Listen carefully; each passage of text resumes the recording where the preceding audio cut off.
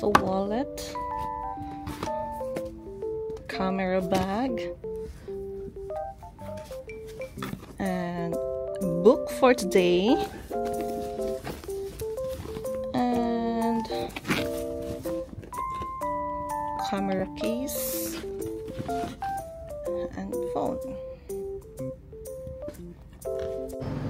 So hi guys, ngayon pupunta ako magpapayos ako ng buhok ko. Kaya nakakapa ko ngayon kasi tingnan nyo naman yung buhok ko guys. So today is March 30 and long time no vlog kasi na-busy yung auntie nyo. Kaya ayan, samahan nyo po ako.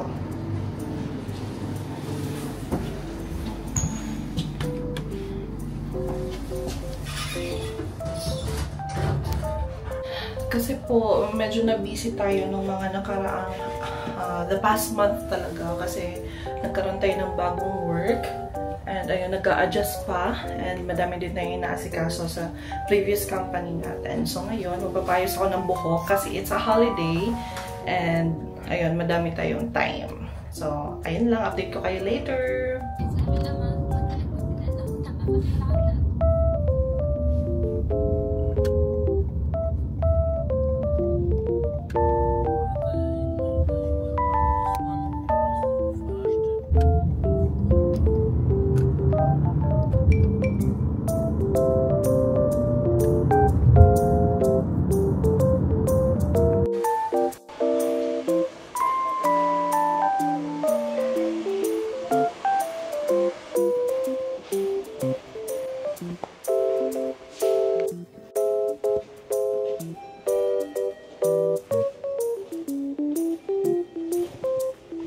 Dito na po tayo.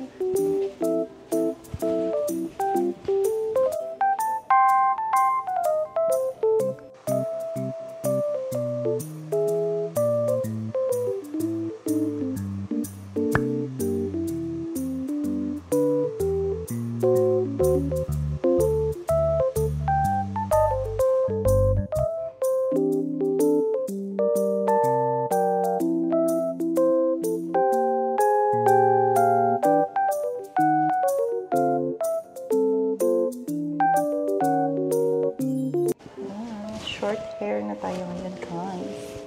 Kita nyo ba? Sa salamin. So, ngayon, inaantay ko na lang yung sis ko tsaka si husband kasi mag-mall kami. Pupunta kami ng Abu Dhabi Mall. And susunduin nila ako dito para sabay na lang kami sa taxi. And wala lang. Kakain kami sa labas today. So, ayun na nga guys, since holiday today, lalabas kami, and ayun, nagpaayos na ako ng buhok ko kasi sobrang nipis na lang dulo nun guys, as in sobra. And ayun, short hair na tayo ngayon. So anyways, inaantay ko na lang, time check, it's already 3 PM. Diretso kami ng Abu Dhabi Mall kasi wala lang, maglilakad-lakad lang kami.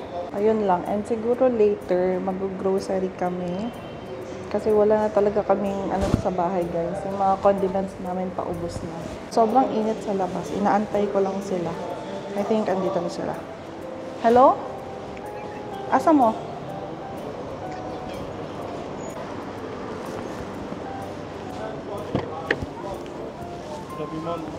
Oh. Hello?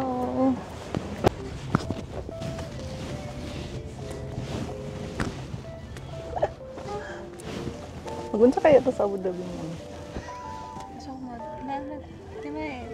Say hi! Ha? Oh, na. So later, mag-grocery lang me. Charot. Ako ibil. Okay. It's moving fast.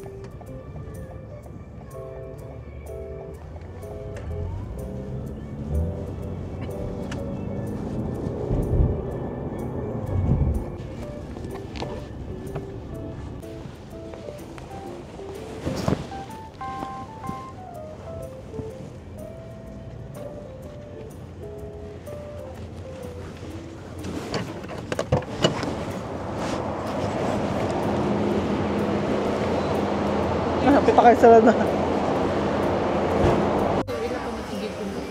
Di kabalugan ni. Yung number, ang sa number.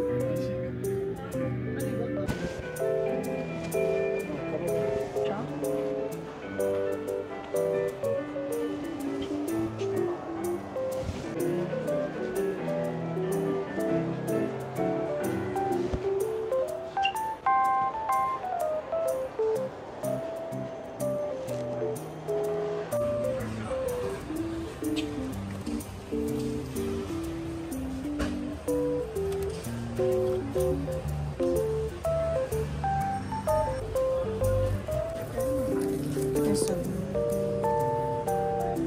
149, but it's cute. Oh, it is very nice.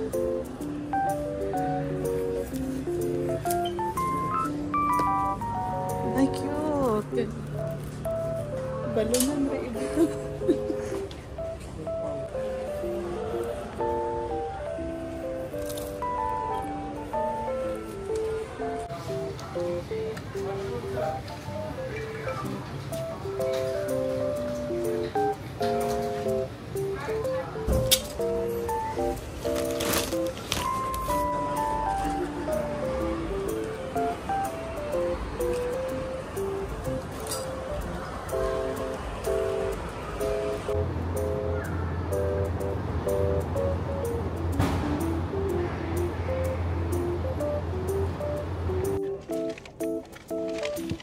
Anyways, time check.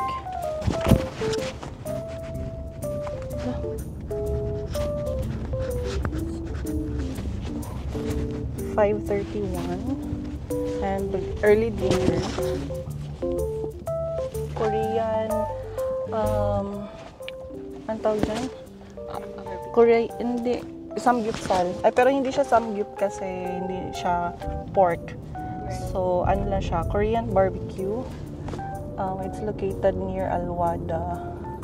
Pero may dalawang branch sila dito, yung isa sa Electra. Pero doon kami pupunta sa may Alwada. And ayun, medyo malaki-laki yung damage natin for today's video.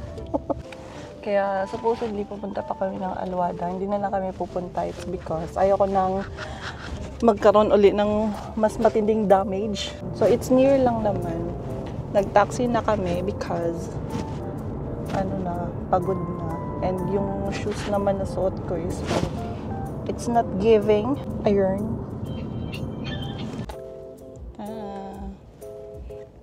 20 dirhams from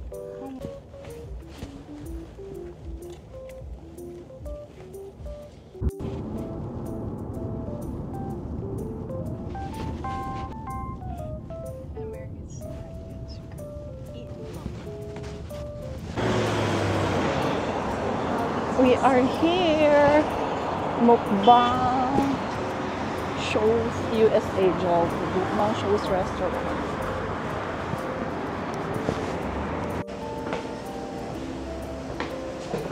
안녕하세요.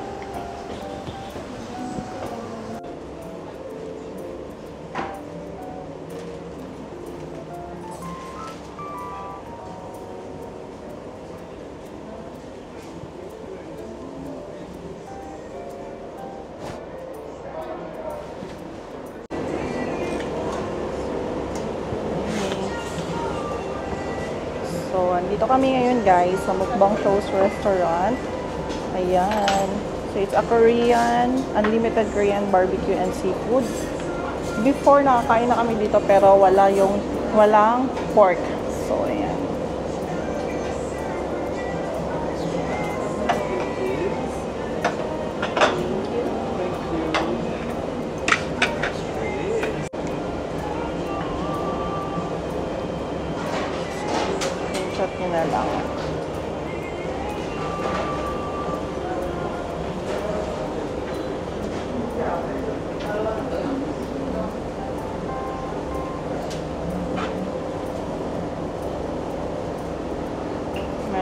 mga rice toppings, yung mga bibimbap, kimchi fried rice, and noodles.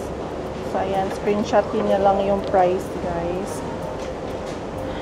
Yung mga jjigae nila, yung mga jjigae is yung mga fried yan siya. Yung mga drinks, may mocktails, milkshake, healthy juices, fresh juices, ayun. Then, may bubble tea, toppings, dessert, and ice cream.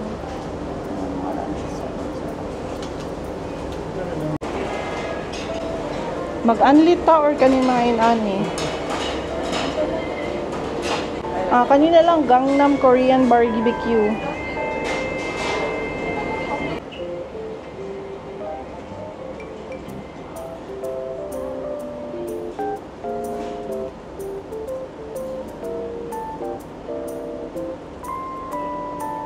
Pero ano naman siya, ang 69 dirhams with 7 kinds of meat and where is that? 7 kinds of meat for barbecue and soup of the day. So, ito yung mga choices ng eat all you can, guys, na kung saan kung pwede kayong barbecue. So, ayun, may tag 99, 7 kinds of meat siya. Tapos, any choice of seafood, boil. Then, ito naman yung Daegu Korean Barbecue 89. Any choice of Korean fried chicken.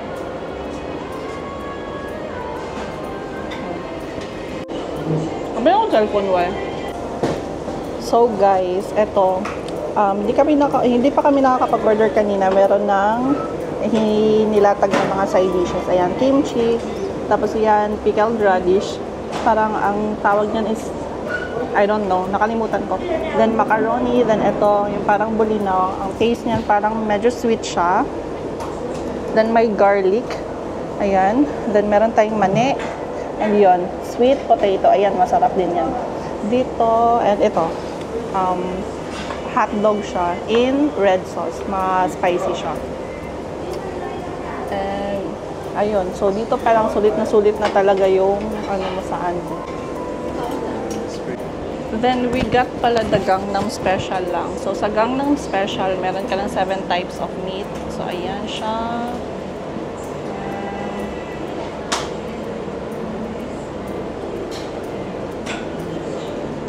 Ayun. Tapos may ano din. Ayan, mga sauces. So, ito yung cheese. Ito is, nagdagdag lang kami ng 15 ng cheese. The price of the cheese is yung 15 dirhams. 2 kinds of cheese na siya. And then, nag-order lang din kami ng unlimited soft drinks. Na tig-isa kami na unlimited soft drinks. So, ayan guys, magluluto lang muna kami.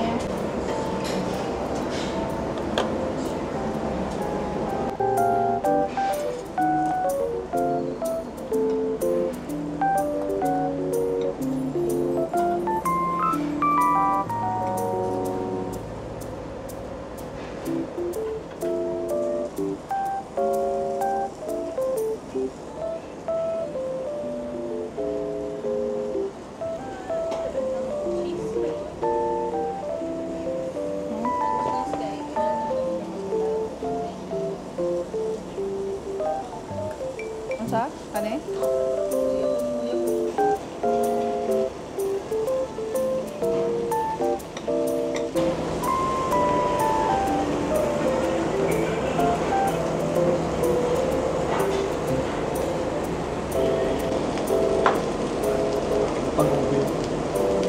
Puno pa.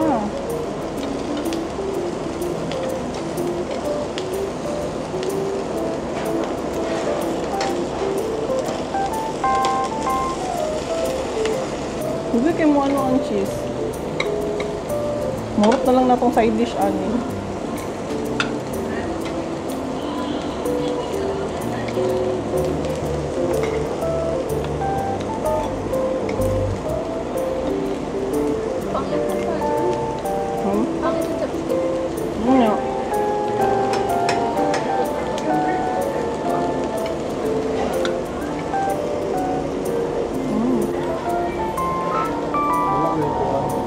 Ay, baka nila sa YO.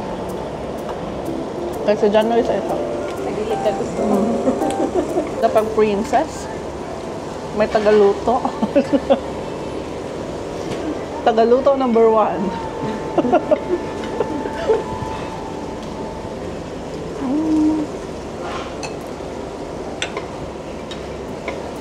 Ang ayaw ko lang talaga is ito. Plastic kasi siya na chopstick. Parang for me siya hindi siya hygienic. Gusto ko yung stainless or kaya yung ano na lang, yung wooden chopstick na lang.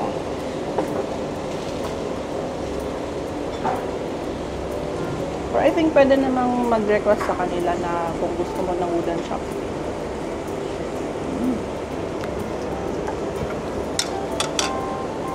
Ang fairness, masarap yung kimchi. Sweet. Nagkabulat na. Sibog. Ano gina? Slow? Ang sauce nila, guys. Ayan. I don't know what's that. Pero ito, sure ako na parang may gochujang with or I don't know. Then soy sauce lang. Ito, masarap talaga to. Pero medyo spicy siya.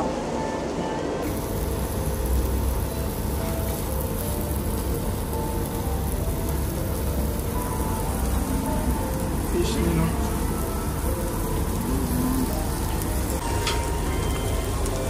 Guys, yung tagaluto ko po, tumayaw na.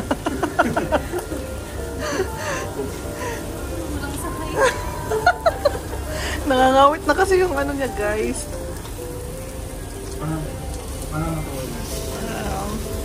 Sarap yung cheddar cheese. So, fun fact lang. Mahilig akong gumawa ng mga Korean dishes kasi nga mahilig ako sa mga Korean variety shows and drama. And napapanood ko kasi before nakalimutan ko lang kung ano yung title ng variety show na yon. Pero ang lead nun is si Baek Jong-won. Tapos lahat pumupunta parang ang concept ng show is pumupunta sila sa mga bus stop or mga rest stop doon sa Korea kung saan sila alam mo yung pag mag-travel ka sa mga provinces na malalayo, di ba may mga rest stop yun? So, pumupunta sila doon. Ang kagandahan kasi sa Korea is parang meron silang, sa every rest stop is parang may canteen. Or hindi naman siya canteen, yung parang basta kainan. So, ang concept ng show is doon sila yung magluluto doon so parang sa kainan na yun. Then, yung mga commuters, parang nabibigla kasi sila na ayun si Baek Jong-won yung chef pala doon. And if you don't know guys, si Baek Jong-won, siya yung famous na parang chef sa Korea. Madami din siyang naging shows sa mga Korean variety shows. And yung sa particular na variety show na yon is, kaya ko siya nasubaybayan before. It's because of Kim Hee-chul. If you are a Suju elf, so kilala niyo si Kim Hee-chul. He's one of the members of the Super Junior. So isa siya doon sa mga naging main members ng variety show na yon. So flash ko sa screen kung ano yung name ng show na yon. Pero it's really funny guys. As in, doon parang na mapapanood mo kung ano yung mga niluluto, ano yung mga ibang dishes ng Korean na usually sa mga sa mga rest stops nila or sa mga bus stops. Kasi tayo, di ba, pag sa Pinas, yung sa mga bus stops, yung mga bus stops kung tawag dyan, basta yung kung hindi mga bibingka, kung ano yung specialty ng lugar na yon, yun yung mga binabenta nila. Or kung hindi naman, kung ano yung mostly na gusto ng mga Pinoy na baon nila pag bumabiyahe sila, lalo na pag mga malalayong biyahe. In my case, mas gusto ko yung mga bibingka, yung mga boiled egg, yung mga chicharon, fish crackers, yung mga ganon. But sa Korea, parang sobrang iba. Sobrang dami ng mga options nila. And siguro hindi naman bago sa atin na masarap talaga yung mga foods ng Korea, diba? So, ayun. And other than that, may mga ibang variety shows din. Like, minsan sa Running Man, showcase din nila kung ano yung mga ibang cuisines ng Korea. So, tapos yung sa mga events, sa mga Korean dramas, di ba, nakikita din natin. That's why, nagkaroon ako ng hilig sa mga Korean foods. And actually, guys, to be honest, gumagawa ako ng kimchi before. And actually, before, every December talaga gumagawa ako kasi sobrang ng kimchi sa amin. Like, parang wala na kami ibang maisip na lulutuin or lamin. So, yung kimchi na lang. Minsan, kinikimchi jjigae namin. Tapos, or kimchi pancake, gano'n. So, at hindi pa ako nakakagawa ulit. So, next time, gagawa ako. And, ayun. Kumakain na sila, guys. And, ang tagal ko hindi nakapag-vlog. Kasi, I think mga almost 2 months. Kasi, ayun nga, naging busy. Nag-resign ako sa previous kong work. Nakahanap ako ng bagong company. Which is maganda kasi nasa city na. So, nag-adjust ako. And dun sa previous company ko naman, nag-hand over ako dun sa mga pumalit sa akin. Then, syempre dun sa bagong company, may hinahand over din sa akin yung pinalitan ko. And sobrang laking adjustment kasi this time it's a different industry. Dati kasi yung ang pinaka-first ko talaga na company dito is in the contracting. Yung construction siya, guys. Then after that, yung second company ko is nasa trading naman ako. But it's somehow related to construction kasi yung binibenta, yung main products namin are for decoration materials. Yung mga ceiling materials, gano'n. And this time, it's a totally different na industry kasi nasa oil and gas na ako.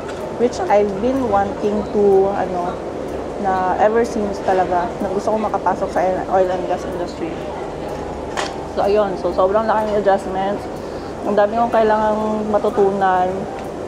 And good thing naman yung pinalitan ko is willing to help naman talaga siya. And sobrang galing din niya na sa pag-handover sa akin. So, ayun. So, ayun na. Kain muna tayo, guys.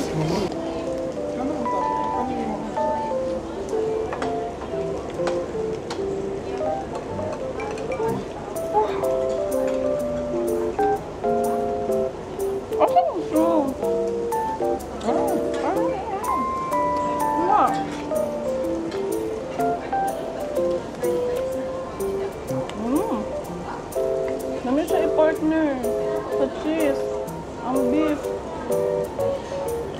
Asa ang soup?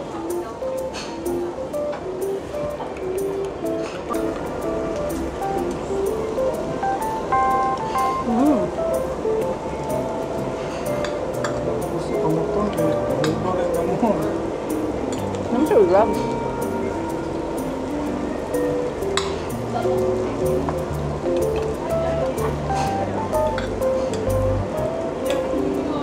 Dapat wala naman ikan. Excuse me. Wala yung bell? So, na yung bell dara. Nasa rin. Can we add more this one and shrimp and chicken also? Dili to Pinoy, no? Dili, dito lang. Wala na yung kutsara dyan.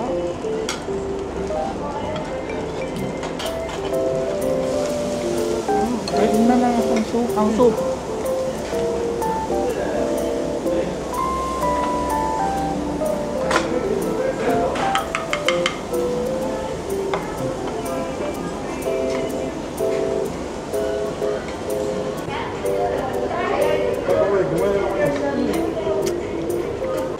So guys, busog kaayo mi guys. Pati na may asa mong pagkaon guys. Thank you po. Ay, okay na po. Okay na. Here's the aftermath of our... Ayan na. Ito na lahat yung mga damage, guys. Still eating. Still eating. Me, I'm finished. Finished. Ayan, charot. How's the food in mukbang? Paulawan, yung biwa. So, ang last mo kaon na kay may mubayad. Yan guys, madilim na sa labas. So, hi guys, we are finally home. And time check, it's already 8 p.m. And since tomorrow is still a holiday, it's a Monday, so wala, happy tayo guys. Kasi may time tayo to unwind, to relax. Kasi dineclare kagabi na, wait lang, why kung kagabi dineclare kagabi yun na may moon sighting na daw. So today is the first day of holiday. So since it's a Sunday, so until may 3 days holiday kasi yung Eid al-Fitr. So hanggang Tuesday lang yung holiday namin. So we still have 2 days more to relax. Kasi on Wednesday, yun na, balik na ulit sa work.